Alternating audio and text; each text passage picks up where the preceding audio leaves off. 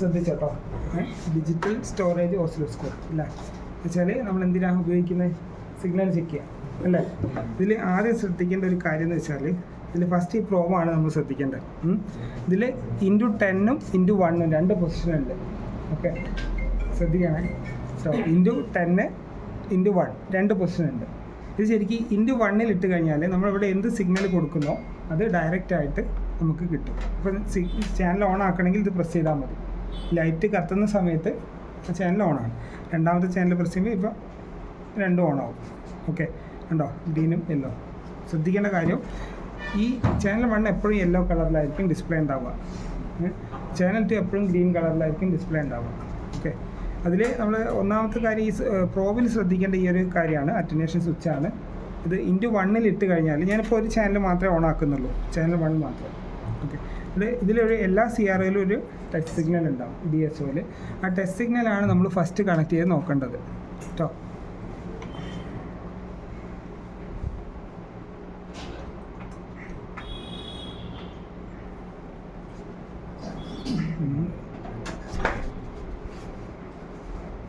Okay, അതിൽ ഈ signal കൊടുക്കുന്ന സമയത്ത് നമുക്കിവിടെ എത്രയാണെന്നുള്ളത് സ്റ്റാൻഡേർഡ് സിഗ്നലാണ്. ഓക്കെ, ഇതിപ്പോൾ നമ്മൾ ചാനൽ 1 സെലക്ട് ചെയ്തിട്ടുള്ളത് ഏകദേശം 20 വോൾട്ട് പെർ ഡിവിഷനാണ്. അപ്പോൾ ഇത് 20 വോൾട്ട് അല്ല, ശരിക്കും ഇത് 2 വോൾട്ട് ആയിരിക്കും. ഓക്കെ, 2 വോൾട്ട് ആയിരിക്കും കേട്ടോ. അത് ഇതിൽ ഡിസ്പ്ലേ ചെയ്യുന്നത് തെറ്റാണ്, കാരണം മിക്കവാറും അത് എന്താ ഇതിന് ക്ലിപ്പില്ല.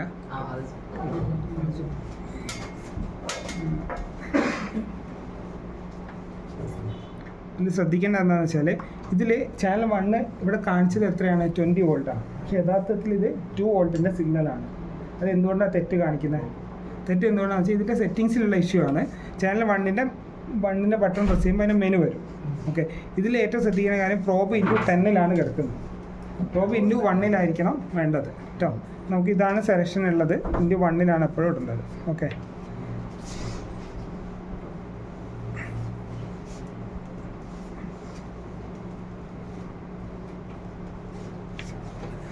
×1 വെച്ചാൽ 2 വോൾട്ടാണുള്ളത്, ശ്രദ്ധിച്ചോ. അപ്പോൾ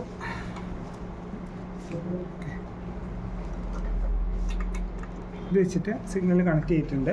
ഒന്നാമത്തെ കാര്യം ശ്രദ്ധിക്കേണ്ടത് പ്രോബിൻ്റെ ×1 ×10 സ്വിച്ചാണ് കേട്ടോ. ഇത് ×1 ഇട്ടിട്ടാണ് നമ്മൾ സിഗ്നൽ ചെക്ക് ചെയ്യുന്നത്. ഇതിപ്പോൾ 2 വോൾട്ടാണ്. അപ്പോൾ എത്ര ഡിവിഷൻ ഉണ്ട്? 1.5 ഡിവിഷൻ ഉണ്ട്. അപ്പോൾ ഏകദേശം എത്ര വോൾട്ടാണ് സിഗ്നൽ? 3 വോൾട്ടാണ് ഇതിൻ്റെ ടച്ച് സിഗ്നൽ ഉള്ളത്. ഓക്കെ, ഇത് ×10 ഇട്ട് കഴിഞ്ഞാൽ ഉള്ള സിഗ്നൽ 10-1 ഡിവൈഡ് ആയിപ്പോകും. ഇത് ×10 ഇട്ടാൽ ഉള്ള സിഗ്നൽ 10-1 ഡിവൈഡ് ആയിപ്പോകും. ആ സമയത്ത് നമ്മളിത് വോൾട്ട് പെർ ഡിവിഷൻ അഡ്ജസ്റ്റ് ചെയ്ത് നേരെ ആക്കിയ ശേഷം ട്രിഗർ ലെവൽ കറക്റ്റ് സെറ്റ് ചെയ്ത് വെച്ചാലേ അത് ട്രിഗർ ആവുള്ളൂ. ഇപ്പോൾ ട്രിഗർ സിഗ്നൽ മുകളിലാണ് കിടക്കുന്നത്. T കാണിക്കുന്ന ട്രിഗർ സിഗ്നലാണ്. ആ T എന്ന് കാണിക്കുന്ന ട്രിഗർ ലെവലാണ്. അത് സിഗ്നലിൻ്റെ അകത്ത് വെച്ചാലേ കറക്റ്റായിട്ട് വർക്ക് ചെയ്യുള്ളൂ കേട്ടോ. സിഗ്നലിൻ്റെ അകത്തായിരിക്കണം. ഇവിടെ ഈ സിഗ്നലൊരു കർവ് കണ്ടോ? ഇത് ശരിക്ക് നമ്മൾ ചെയ്യേണ്ടത് ഇവിടെയുള്ള ഒരു അഡ്ജസ്റ്റ്മെൻറ്റിനുള്ളൊരു പൊസിഷൻ ഉണ്ട്. കപ്പാസിറ്റർ അഡ്ജസ്റ്റ് ചെയ്ത് കഴിഞ്ഞാൽ ഇത് നമുക്ക് കറക്റ്റ് ചെയ്തിട്ട് കറക്റ്റ് സ്ക്വയർ വേവ് ആക്കി എടുക്കാം.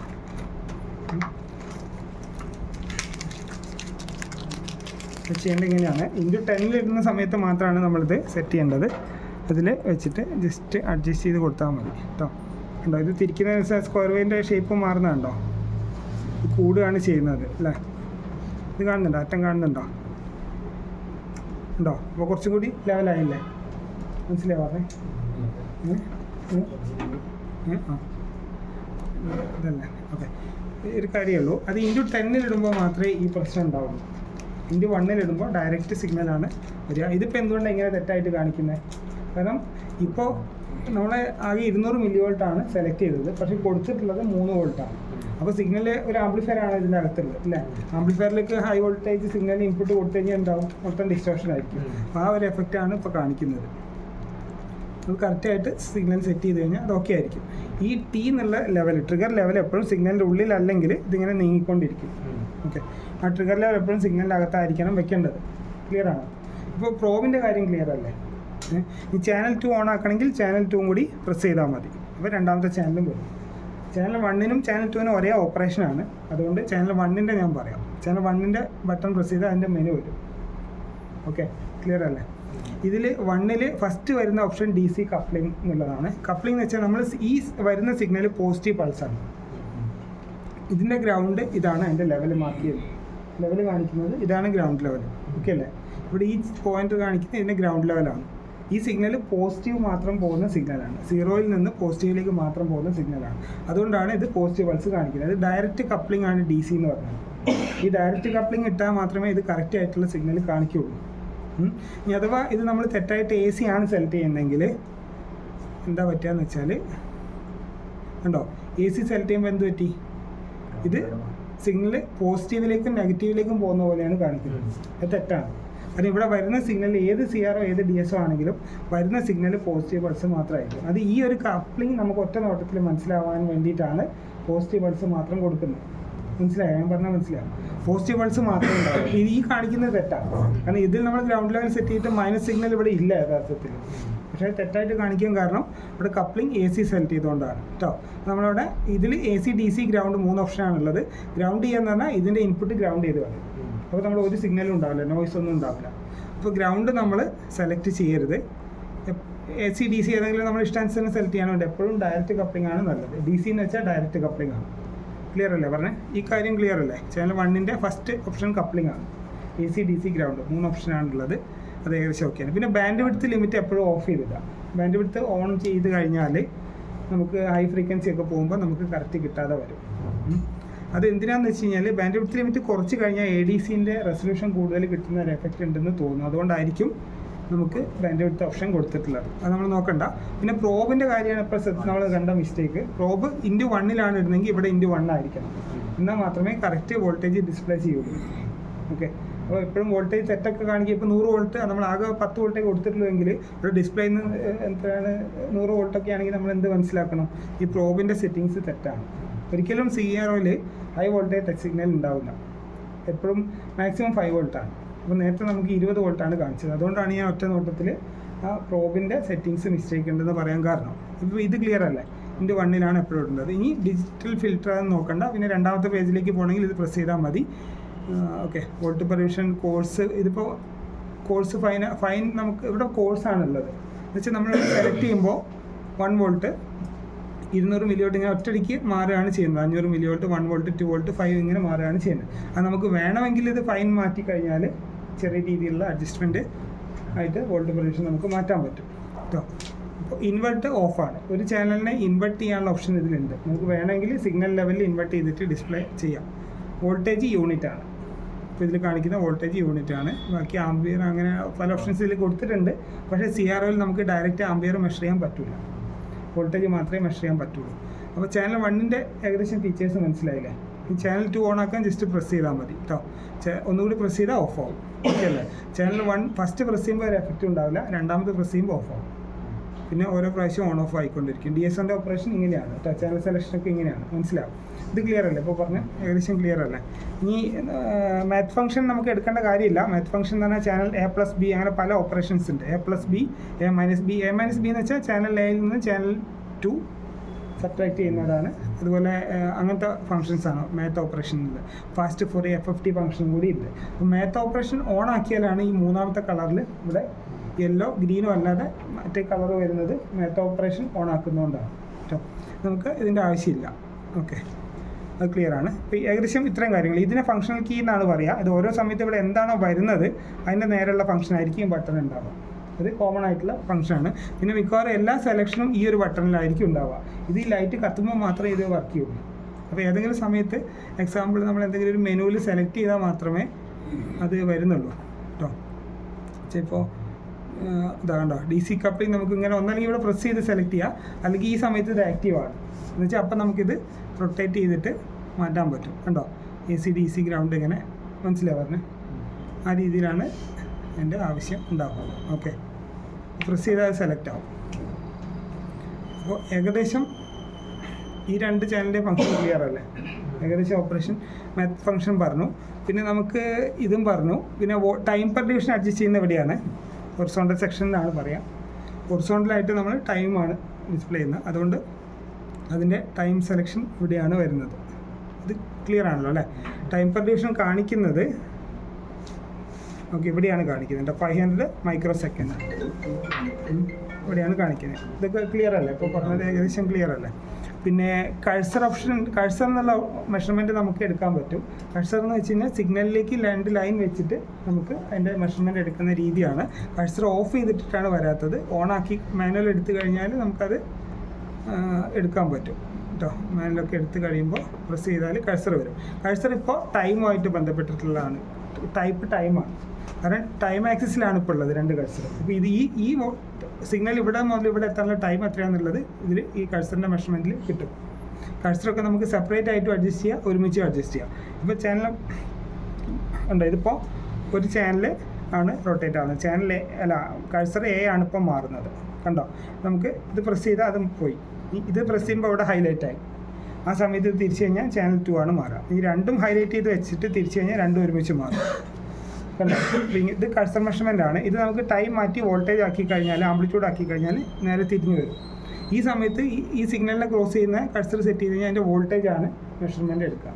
ഓക്കെ, എന്നുവെച്ചാൽ പീക്ക് ടു പീക്കുള്ള വോൾട്ടേജ് അല്ല, ആ കഴ്സറിൻ്റെ ലൈൻ സിഗ്നൽ എവിടെയാണോ ക്രോസ് ചെയ്യുന്നത് ആ സമയത്തുള്ള വോൾട്ടേജ് ആണ് അതിൻ്റെ മെഷർമെൻറ്റിൽ ഉണ്ടാവുക. പറഞ്ഞത് ഏകദേശം ക്ലിയർ അല്ലേ? അപ്പോൾ കഴ്സർ മെഷർമെൻറ്റ് എന്ന് വെച്ചാൽ അങ്ങനെയാണ്. അത് ആവശ്യമില്ല, നമുക്ക് ഓഫ് ചെയ്തിട്ടാൽ മതി.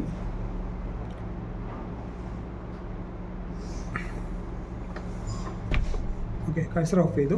ഇനി മെഷർമെൻറ്റ് എന്നുള്ള ഫംഗ്ഷൻ ഉണ്ട്. മെഷർമെൻറ്റ് എന്ന് വെച്ചാൽ നമുക്കിവിടെ പാരാമീറ്റേഴ്സ് മെഷർ ചെയ്ത് കാണിക്കാൻ പറ്റും. ഇപ്പോൾ സോഴ്സ് ചാനൽ 1 ആണ് എന്ന് വെച്ചാൽ ചാനൽ 1 സോഴ്സ് ആയിട്ട് എടുത്തിട്ട് ഇതിൻ്റെ പാരാമീറ്റേഴ്സാണ് നമ്മൾ ഡിസ്പ്ലേ ചെയ്യുന്നത്. ഇവിടെ ഡിസ്പ്ലേ ചെയ്യേണ്ടത് എന്താണെന്നുള്ളത് നമുക്ക് ഇവിടെ സെലക്ട് ചെയ്യാം. വി മാക്സ് എന്ന് വെച്ചാൽ ഇതിൻ്റെ സിഗ്നലിൻ്റെ മാക്സിമം എത്ര വരും. ഇവിടെ സ്പൈക്ക് പോയി എന്ന് വിചാരിച്ചോ, അപ്പോൾ അതാണ് അതിൻ്റെ V maximum. Okay, V max എന്ന് വെച്ചാൽ അങ്ങനെയാണ്. അതുപോലെ വി മിനിമം എന്ന് വെച്ചാൽ ഇതിൻ്റെ ഏറ്റവും താഴത്തെ ലെവൽ ഏതാണോ അതാണ് വി മിനിമം കാണിക്കുക. ഇത് പീക്ക് ടു പീക്കാണ് എന്ന് വെച്ചാൽ ഏറ്റവും ഹൈ ഏറ്റവും ലോ, ആ പീക്ക് ടു പീക്ക്. രണ്ട് പോസിറ്റീവ് പീക്കും നെഗറ്റീവ് പീക്കും തമ്മിലുള്ള ഡിഫറൻസ് ആണ് പീക്ക് ടു പീക്ക്. അങ്ങനെയുള്ള എല്ലാ പാരാമീറ്റേഴ്സും നമുക്കിവിടെ മെഷർ ചെയ്യാൻ പറ്റും. ടൈം ആണെങ്കിൽ ടൈം പീരീഡ്, അല്ലെങ്കിൽ അങ്ങനത്തെ റൈസ് ടൈം, ഫോൾ ടൈം, അങ്ങനെയുള്ള എല്ലാ പാരാമീറ്റേഴ്സും നമുക്കിവിടെ ഡിസ്പ്ലേ ഡയറക്റ്റ് എടുക്കാൻ പറ്റും. അതിനാണ് മെഷർമെൻറ്റ് എന്നുള്ള ഓപ്ഷൻ ഉള്ളത് കേട്ടോ. ഇതിൽ അക്വയർ എന്നുള്ള മോഡ് ശ്രദ്ധിക്കണം. നമ്മളെപ്പോഴും നോർമൽ ഇടുന്നതാണ് നല്ലത്. പിന്നെ ഏവറേജ് ചെയ്ത് കഴിഞ്ഞാൽ ഇവിടെ ഇപ്പോൾ ചെറിയ നോയ്സൊക്കെ വരുന്ന കാണുന്നുണ്ട്, ചെറിയ നോയ്സ്. ഇതൊക്കെ നമ്മൾ ഏവറേജ് ചെയ്ത് ഡിസ്പ്ലേ ചെയ്ത് കഴിഞ്ഞാൽ കുറച്ചും കൂടി നന്നാവും. പക്ഷേ അതിൻ്റെ ഇഷ്യൂ എന്താണെന്ന് വെച്ച് കഴിഞ്ഞാൽ ഏവറേജ് ഇപ്പോൾ 256 പ്രാവശ്യമാണ്. അപ്പോൾ എൻ്റെ ഇഷ്യൂ എന്താണെന്ന് വെച്ചാൽ എക്സാമ്പിൾ ഇത് കണ്ടോ, ഞാൻ സിഗ്നൽ അയച്ചാലും സിഗ്നൽ പോകാൻ കുറേ ടൈം എടുക്കും. അത്രയും ടൈംസ് ഏവറേജ് ചെയ്തിട്ടാണ് ഡിസ്പ്ലേ ചെയ്യുന്നത്. അപ്പോൾ നമുക്ക് ആ ഇൻസ്റ്റൻറ്റിലുള്ള സിഗ്നൽ കിട്ടാൻ പാടായിരിക്കും. അപ്പോൾ നമ്മൾ ഏവറേജ് ഒന്നും എടുക്കാൻ പാടില്ല കേട്ടോ. നമ്മളെപ്പോഴും എടുക്കേണ്ടത് നോർമൽ എന്നുള്ള ഫംഗ്ഷനാണ് നമ്മളെപ്പോഴും സെലക്ട് ചെയ്യേണ്ടത്. അല്ലെങ്കിൽ ഇങ്ങനത്തെ പ്രശ്നങ്ങൾ ഉണ്ടാവും. സിഗ്നൽ ഒന്നും കൂടി ഏവറേജിങ് കുറച്ച് കഴിഞ്ഞാൽ ഒന്നും കൂടി സ്റ്റഡി ആയി വരും. എക്സാമ്പിൾ ഒറ്റയടിക്ക് നമ്മൾ ഇത്രയും ഏവറേജ് കൊടുക്കാതെ ഏവറേജ് എടുത്തിട്ട് 256 പകരം നമുക്കിങ്ങനെ കുറച്ച് 1-2 ആക്കി ഇട്ട് കഴിഞ്ഞാൽ നമുക്ക് ഒരു ലെവലിൽ അഡ്ജസ്റ്റ് ചെയ്യാം. എന്നുവെച്ചാൽ ഇത് പെട്ടെന്ന് എടുത്തു കഴിഞ്ഞാൽ പോവുകയും ചെയ്തു, പക്ഷെ നേരത്തെ അത്ര എഫക്റ്റ് ഇല്ല. കണ്ടു, ഇപ്പോൾ 4 times ആണ് ഏവറേജ് ചെയ്യുന്നത്. അങ്ങനെ നമുക്ക് വേണമെങ്കിൽ അത് അഡ്ജസ്റ്റ് ചെയ്ത് മാറ്റാം. ഏവറേജ് നമുക്ക് ആവശ്യമില്ല, എപ്പോഴും നോർമലാണ് മെഷർ ചെയ്യേണ്ടത്. മെഷർമെൻറ്റ് പിന്നെ അക്വയർ എന്നുള്ളതിൽ ഉള്ള ഫീച്ചറാണ് ഇപ്പോൾ പറഞ്ഞത്. സെക്കൻഡ്സ്. പിന്നെ ഡിസ്പ്ലേൻ്റെ കാര്യങ്ങളൊക്കെയാണ്. ഡിസ്പ്ലേ വെക്റ്റർ അല്ലെങ്കിൽ ഡോട്ട്, ഇങ്ങനെ 2 രീതിയിലാണ് ഡിസ്പ്ലേ ചെയ്യുന്നത്. ഡോട്ട് എന്ന് വെച്ച് കഴിഞ്ഞാൽ ഓരോ സാമ്പിളിംഗ് പോയിൻറ്റ് ഓരോ ഡോട്ടായിട്ടാണ് ഡിസ്പ്ലേ ചെയ്യുക. അപ്പോൾ സ്ക്വയർ ഒരു ലോവും ഒരു ഹൈ ആണ്. അപ്പോൾ ലോ ടു ഹൈ പോകുന്നത് കാണിക്കില്ല. അതിൻ്റെ ഇടയ്ക്ക് സാമ്പിളിംഗ് ഇവിടെ ഒരെണ്ണം വരുന്നുണ്ട്, അതുകൊണ്ട് ഇവിടെ ഒരു ഡോട്ട് വന്നു. അതേസമയത്ത് വെക്റ്റർ എന്ന് പറഞ്ഞാൽ ഓരോ സാമ്പിളിംഗ് പോയിൻറ്റും തമ്മിൽ ജോയിൻ ചെയ്തിട്ട് ലൈൻ വരയ്ക്കും. അതിനാണ് വെക്റ്റർ എന്ന് പറയുന്നത്, വെക്റ്റർ മോഡ് എന്ന് പറയും. അപ്പോൾ നമുക്ക് സൈൻ വേവ് അതുപോലുള്ളത് അതുപോലുള്ള കാര്യങ്ങൾ ക്ലിയർ ആയിട്ടൊക്കെ ഡിസ്പ്ലേ ചെയ്യണമെങ്കിൽ വെക്റ്റർ മോഡാണ് കൂടുതൽ നല്ലത്. ഡോട്ടഡ് ആണെങ്കിൽ നമ്മളോട് സൈൻ വേവ് കൊടുത്താൽ സൈൻ വേവ് ഇങ്ങനെ ഡോട്ടഡ് ആയിട്ടാണ് കാണിക്കുക, ചെറിയ ഡോട്ടായിട്ടാണ് കാണിക്കുക. ഡോട്ട് വെക്റ്റർ ഇങ്ങനെ 2 മോഡിലാണ് ഉള്ളത് കേട്ടോ. പിന്നെ സിസ്റ്റമാണ് ഇൻറ്റൻസിറ്റി, ഡിസ്പ്ലേൻ്റെ ഇൻറ്റൻസിറ്റിയാണ് കാണിക്കുന്നത്. നമുക്ക് സെലക്ട് ചെയ്ത് കഴിഞ്ഞാൽ ഇൻറ്റൻസിറ്റി കുറയ്ക്കണമെങ്കിൽ അങ്ങനത്തെ കാര്യങ്ങൾ ചെയ്യാം. ഇൻറ്റൻസിറ്റി ലെവൽ എത്രയാണെന്നുള്ളത് ഇവിടെ കാണിക്കുന്നുണ്ട്. ഓക്കെ അല്ലേ?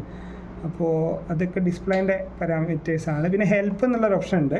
ഹെൽപ്പ് ചെയ്ത് വെയിറ്റ് ചെയ്യുക, ഹെൽപ്പ് പ്രസ് ചെയ്തിട്ട് വെയിറ്റ് ചെയ്യുക. ഓക്കെ ആയി കഴിഞ്ഞാൽ പിന്നെ ഏത് ഫംഗ്ഷൻ്റെ കാര്യമാണോ നമുക്ക് അറിയേണ്ടത്, ഏത് സ്വിച്ചാണോ അത് പ്രസ് ചെയ്ത് കഴിഞ്ഞാൽ അതിൻ്റെ കാര്യങ്ങളാണ് ഇവിടെ എഴുതി വരിക.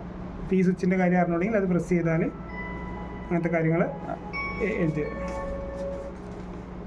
കേട്ടോ. അതിൻ്റെ കാര്യങ്ങളാണ് അവിടെ എഴുതി വരിക. അത് ഹെൽപ്പ് ഒന്നും കൂടെ പ്രസ് ചെയ്ത് കഴിഞ്ഞാൽ ഹെൽപ്പ് പോകും. അപ്പോൾ ഇത്രയും കാര്യങ്ങളാണ് മെയിനായിട്ട് നമ്മൾ മനസ്സിലാക്കാനുള്ളത്. റണ്ണ് സ്റ്റോപ്പ് അത്രയും കാര്യങ്ങളാണുള്ളത്. പിന്നെ ഇതിൽ ഏറ്റവും ശ്രദ്ധിക്കേണ്ട ട്രിഗർ മെനു ആണ്. ട്രിഗർ സെക്ഷൻ ഒന്ന് ഹൊറിസോണ്ടൽ സെക്ഷൻ എന്ന് പറഞ്ഞാൽ ടൈമിൻ്റെ ഇതാണ്, ടൈമിൻ്റെ കാര്യമാണ്. ഇനിയുള്ളത് ട്രിഗർ സെക്ഷനാണ്. ട്രിഗറിംഗ് എന്ന് വെച്ച് കഴിഞ്ഞാൽ നമ്മൾ സിഗ്നൽ ഇവിടെ കണക്ട് ചെയ്യുന്ന സമയത്ത് ഇതിങ്ങനെ സ്റ്റേബിളായിട്ട് നിൽക്കണമെങ്കിൽ നമ്മൾ കറക്റ്റായിട്ട് ട്രിഗർ ചെയ്യണം. ഇത് സിഗ്നൽ കൊടുത്തിട്ടുണ്ട്. ഈ സിഗ്നൽ ഇപ്പോൾ ട്രിഗർ സോഴ്സ് 1 ആണ്. സിഗ്നൽ കൊടുത്തിട്ടുള്ള ചാനൽ 1-ലാണ്.